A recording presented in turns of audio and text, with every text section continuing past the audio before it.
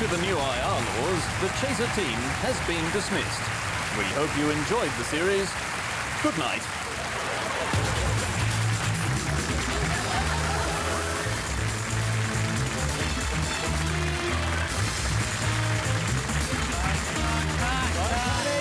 Don't panic.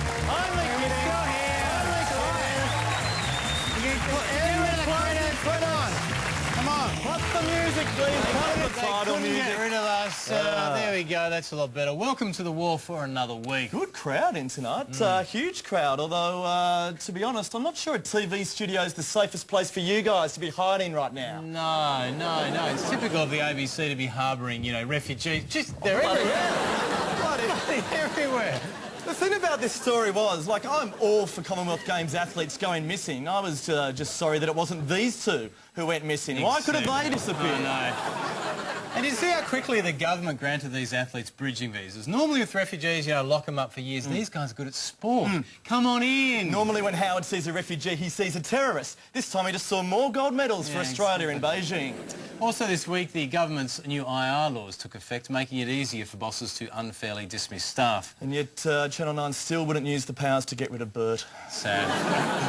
What's been amazing too is how little anger there's been about these laws. I mean, there's been a few protests, but nothing like the ones we've seen in France this week. I mean, they introduced similar laws there, and look at that there. Water cannons going there, torching cars in the streets. Upturning cars. France hasn't behaved like that since they heard Tina Arena was moving there. Exactly. So given our new laws are more sweeping than France's, I hit the streets to see if we could French up our protests. Are you concerned about the government's new industrial relations laws? Yes, I am. You are? Have you done anything to protest against them? Not yet, no. We're trying to teach people the French methods of protest. This is what they recently did the last couple of weeks against their new IR laws. Yeah. Have you overturned a car yet? Not yet, no. Have you set anything alight? Nothing yet, no, sorry. Well, no wonder they didn't hear your message. This is what they did. I think that's a fairly good plan. How about we come over here? I've got a car for you. You got to put a petrol here for me. If you just turn that over and set it alight, we'll just watch. If you got some petrol for me, I'm all go. No, thank you. I won't be a party. You don't want to turn... Oh. No. You don't do the French way? No, the French are a bit dramatic. Should we turn this car over? Yes. Should we turn it over and set it alight? Of course not, man. Why not? You turn this car over. Oh, look at that. See? Yeah. That wasn't too hard, was it? Now let's try the big one. Are you serious? Yes. Oh, look. Oh, yeah. Take that, John Howard. We're trying to one of the cabs over here now. Yeah? You think we can get it over? I reckon. Sorry, we're just trying to turn the car over. We're just protesting the new laws. Should we light the car? No, it'd make a big mess. You don't want to light the car? No. See, that's the Australian way of protesting. We don't like to make a mess with your protest. It's very un-French. Well, see, this is where we need to protest without violence. Oh, okay. Gandhi's way. All right. I think they're getting the message. It's good.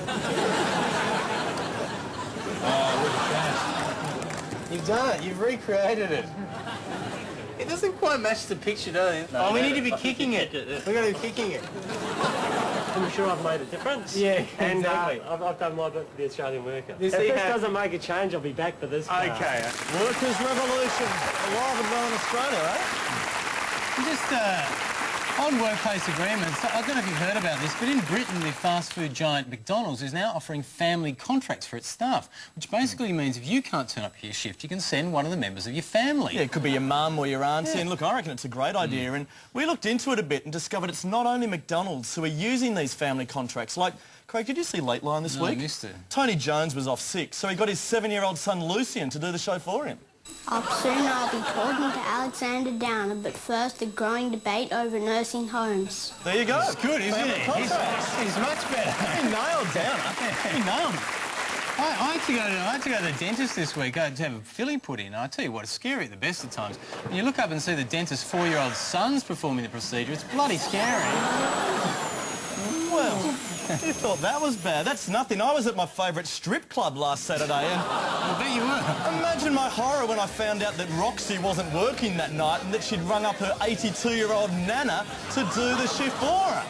I mean, I got a hell of a shock. Still, you know, you've got to be a little bit open-minded when it comes to these things and in the end, 80 years of experience, you're not going to turn that down, are you?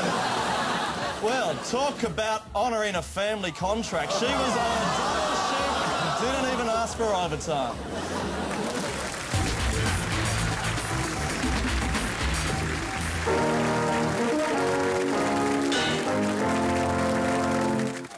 trading is good for those that own water rights, your constituency. Mr Turnbull, I know you're not averse to addressing matters outside your portfolio, so can I ask you, in science and nature, Io is a moon of which gaseous planet? Yeah.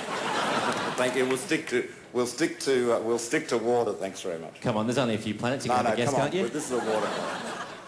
The answer was Jupiter. There's no water there.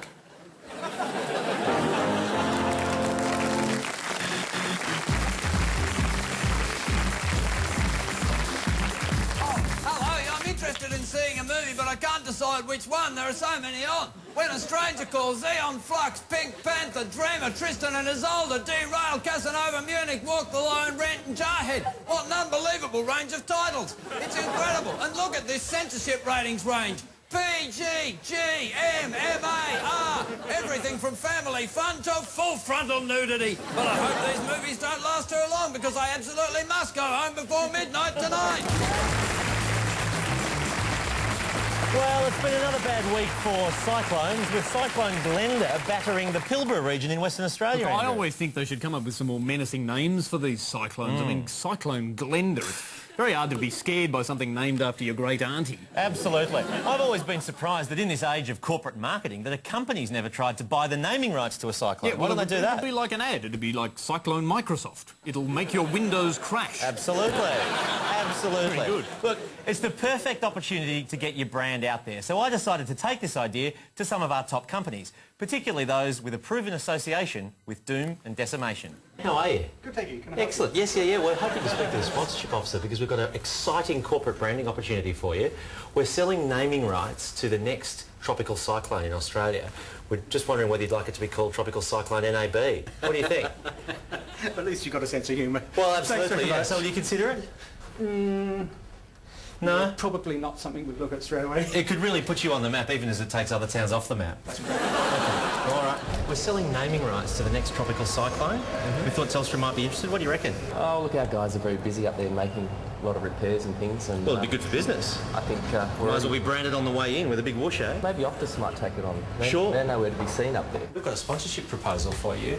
We're selling naming rights for the next cyclone to hit Australia. I wonder whether AWB be interested in signing up for a deal. What do you think? Sorry, did I... Be a great deal. I mean, you know, it'd be much better than being associated with a man-made disaster. This would be a natural disaster. And, you know, compared to the publicity you've been getting, I think it'd be better. What do you think? I'm sorry, you just have to leave. You're not interested? Oh, come on, it's a great opportunity for your brand. No trucking on top of that. That's a flat fee. G'day, how you going? We've got a sponsorship proposal for you. We're selling naming rights for the next tropical cyclone. As soon as we thought natural disaster, we thought ALP. What do you reckon?